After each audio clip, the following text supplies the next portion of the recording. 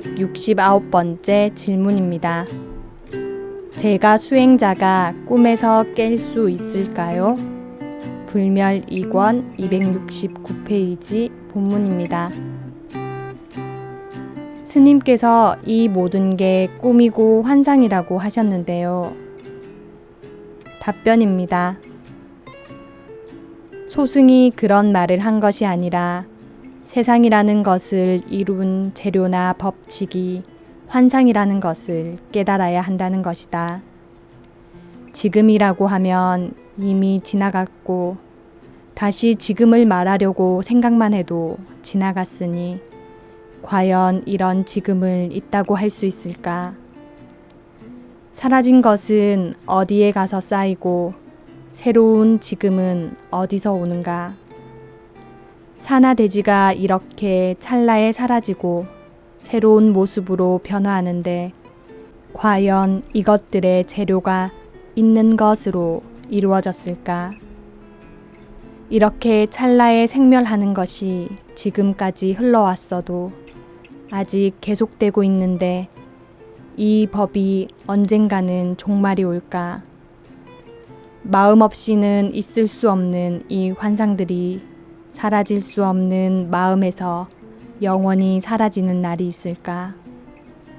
소승이 이런 말을 하기에 세상이 그렇게 되는 것일까?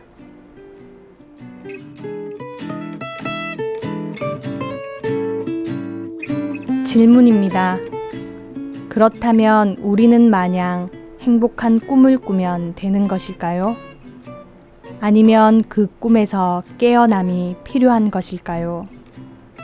제가 수행자가 꿈에서 깨어날 수 있을까요? 답변입니다.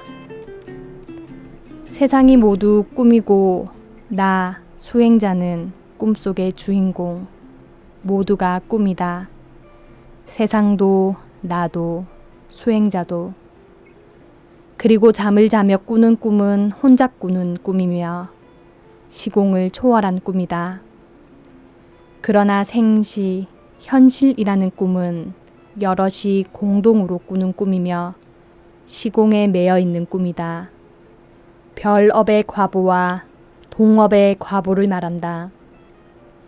이 모두는 업의 결과이며 업은 이미 지나간 기억의 평균 점수이다. 기억으로 얻어지는 찰나의 현실, 있다고 할 수도 없는 1000분의 1초도 안 되는 현실, 기억의 한 끝자락인 허망한 현실, 사라진 기억의 마지막 부분인 현실, 모두가 꿈이므로 꿈에서 벗어날 수 없다.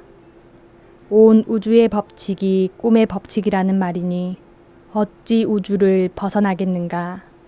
찰나의 허망한 우주를. 그러므로 꿈을 깬다는 것은 있을 수 없는 법칙. 그러므로 꿈을 깰 필요가 있느냐고 물을 필요도. 죽는 것도 꿈, 다시 태어나는 것도 꿈이다. 완벽한 꿈이다. 그러므로 너무도 편하게 생사를 초월한다. 그러므로 억지로 행복을 찾지 않아도 된다. 본래 이 마음은 행복으로, 복덕으로 가득 채워져 있던 것이다. 이것만을 깨달으면 된다. 이것만을 즐기면 된다.